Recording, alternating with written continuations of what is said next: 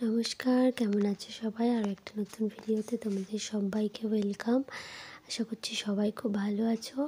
তো আজকের টাইটেল দেখে সবাই বুঝতে পেরেছো। তো চলো আজকে হসপিটাল জার্নি, হসপিটালে কেন গেছি সেই গল্প শোনাবো। কথা বলি। আসলে ঠান্ডাটা এতটা বেশি পরিমাণ লেগে যাবে আমি ভাবতে পারিনি। কালকে স্নান করে উঠে কালকে ব্লগটাতে দেখেছো পুকুর ঘাটে গেছিলাম না, ওইখানে গিয়েই হয়েছে সমস্যা। মানে পুরো নাক বন্ধ, আমি বসে থাকলেও নাক দিয়ে দম নিতে পারছি না, এমন একটা ব্যাপার হয়েছে।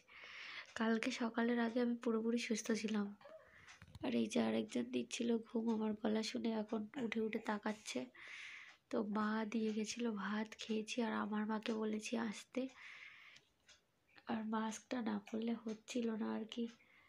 ও কাঁদলেও আমাকে মাস্ক পরতে হবে, নাহলে ওকে ধরবে, ওকে ছাড়াতে পারবো না, ঠিক রাখতে পারবো না আমি। তো আপাতত ব্লগটা এভাবে চলতে থাকুক, দেখি আর কতটুকু কি দেখাতে পারি। তো চলো তোমরা ভিডিও দেখো আর আমি তোমাদেরকে শোনাতে থাকি যে কেন আমি হসপিটালে যাওয়ার সিদ্ধান্তটা নিয়েছিলাম, আমি কেন কোনো নার্সিংহোমে অ্যাডমিট হইনি। তো প্রথম কথা যেটা বলি, আমি যখন আমার একজন আঙ্কেল আছে, ডাক্তার কাকু আছে একটা, উনি হচ্ছে কি আমার রিলেটিভ, আমার ঠাকুমার মেজো ভাইয়ের ছেলে। তো ডাক্তার আঙ্কেলকে আমি কোনো কিছু হলে ছোটোখাটো আমার যা কিছু প্রবলেম হয় আমি ওনাকে বলি যে আমি কি ওষুধ খাবো। তো কাকু যখন লিখে দেয় আমি তখন খাই, যে সেই ওষুধটা আনতে বলি ওকে। কাকু হচ্ছে মেডিসিনের ডাক্তার, আবার কাকু এখন রিসেন্ট অজ্ঞান করার স্পেশালিস্ট ডাক্তার হয়েছে আবার পড়াশুনো করে। তো যাকে, তো আমি না এই বিছানাটা না তুললে কিন্তু হয় না, হাজার অসুস্থতার মধ্যেও বিছানাটা আমার তুলতেই হয়। তো তারপরে আমি যখন প্রথম রিপোর্টটা করি, কিটটা তোমরা দেখেছো অনেকে, ভিডিওটা ভাইরালও হয়েছে, 1 লাখ 2 লাখ এরকম ভিউ হয়েছে। একটা লাইন খুব লাইট ছিল। তো আমি কাকুর কাছে ছবিটা পাঠিয়েছি সকালবেলা, মর্নিংয়ে ঘুম থেকে উঠে টেস্টটা করেছি, করে ও অফিস চলে গেছে। ও বললো যে কিছু হয়নি, হয়তো নেগেটিভ। আমি কাকুকে ছবিটা পাঠিয়ে ঘুমিয়ে গেছি। কাকু সকালে বলছে যে পজিটিভ। তো তারপরে কাকুই আমাকে প্রথম সাজেস্ট করেছিল যে হসপিটালেরই একজন গাইনো ডাক্তার, লেডিস ডাক্তার, আমি কাকুকে বলেছিলাম যে লেডিস ডাক্তারকেই আমি দেখাতে চাই। তো সেই লেডিস ডাক্তারকে কাকু সাজেস্ট করেছিল।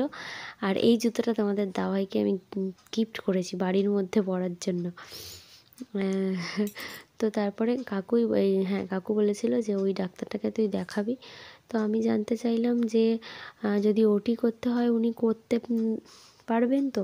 তো কাকু বললো যে হ্যাঁ, তোর কোনো অসুবিধা হবে না, কোনো প্রবলেম তোর হবে না। তো তারপরে আমি গেলাম প্রথমে ওনার কাছে 3 মাস, 3 মাসের আগে ওনার কাছে গেছি, 2 মাস 2 মাস এরকম। আমার সেরকম কোনো প্রবলেম হচ্ছিল না, তাও আমি গিয়েছি।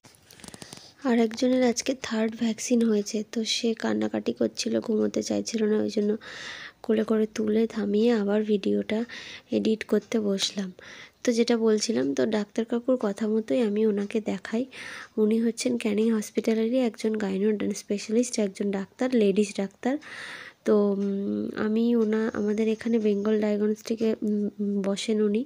তো আমি ওনার কাছে গেলাম, কাকু বলে দিয়েছিল, কাকু হচ্ছে আমাদের ক্যানিং যে হসপিটালের এখন যিনি সুপার আছেন, এনার আগে যিনি সুপার ছিলেন তার আগে কাকু এখানে সুপার ছিল।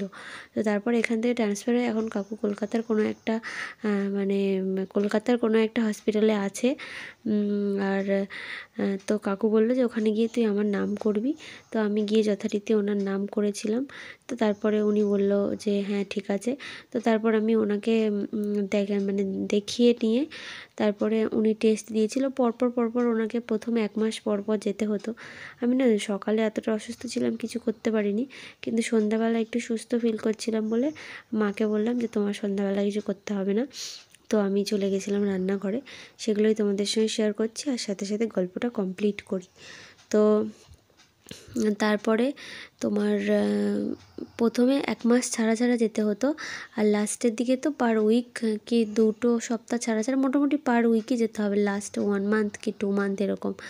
আর যা যা রিপোর্ট যখন যেরকম যেটা করতে বলেছে তখন সেরকম সেটা আমি করেছি।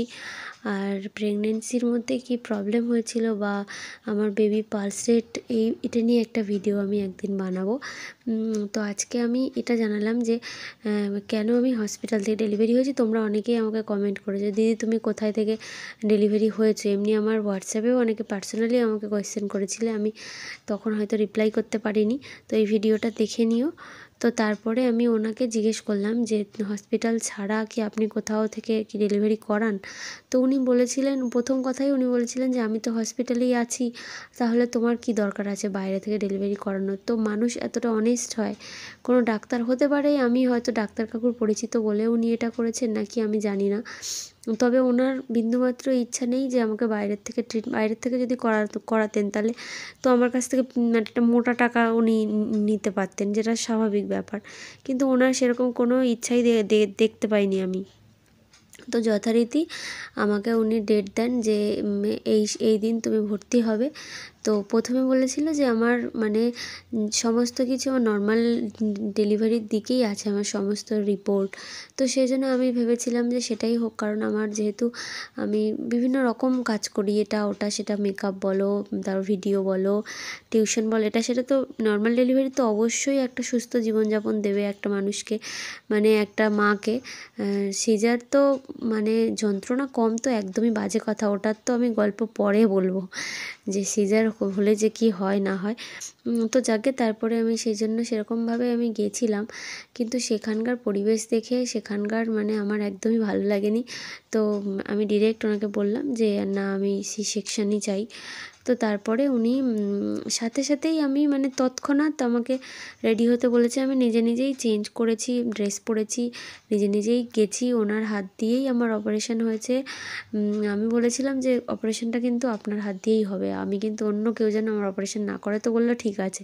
তো উনিই আমার সি সেকশন করেছিল, আমার সি সেকশন জার্নি, ওটিতে কী কী হয়েছিল এগুলো নিয়ে আমি একটা ভিডিও বানাবো। আর আমি কিন্তু ফুলকো রুটি বানাতে পারি। তো তারপরে ওই জন্য আমার হসপিটাল থেকে ডেলিভারি হয়েছিল। আমার স্টিচ 7 দিনের মধ্যে শুকিয়ে গেছিলো, আর এখনও পর্যন্ত আমার সেলাইয়ের জায়গায় কোনো প্রবলেম নেই, কিচ্ছু নেই, নাথিং। 7 দিন পরে আমি ওনার কাছে আরেকটা চেক আপে গেছিলাম, উনি বলেছিলেন যে তুমি এখন থেকেই জল লাগিয়ে স্নান করতে পারো, কোনো অসুবিধে নেই।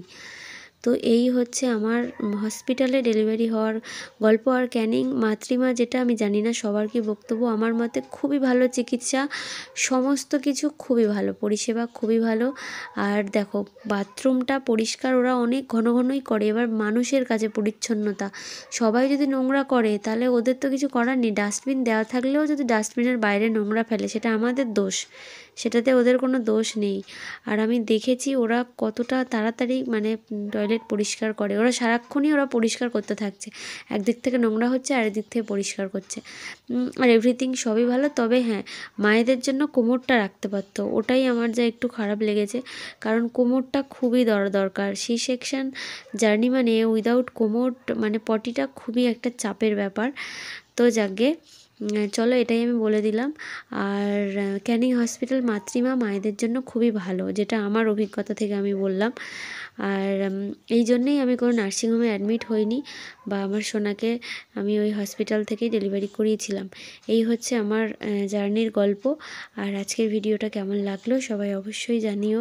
আর আমার সোনার আজকে 3rd ভ্যাকসিন হয়েছে, ও আমার কোলের মধ্যেই আছে, সারাটা দিন কোলের মধ্যেই আছে, আর রাতেও কোলের মধ্যেই রাখবো, কারণ টেম্পারেচারটা মায়ের কোলে থাকলে মায়ের সাথে টেম্পারেচারটা ভাগাভাগি হয়ে যায়, ওর জ্বরটা আসবে না, ওর এখনও জ্বরটা আসেনি।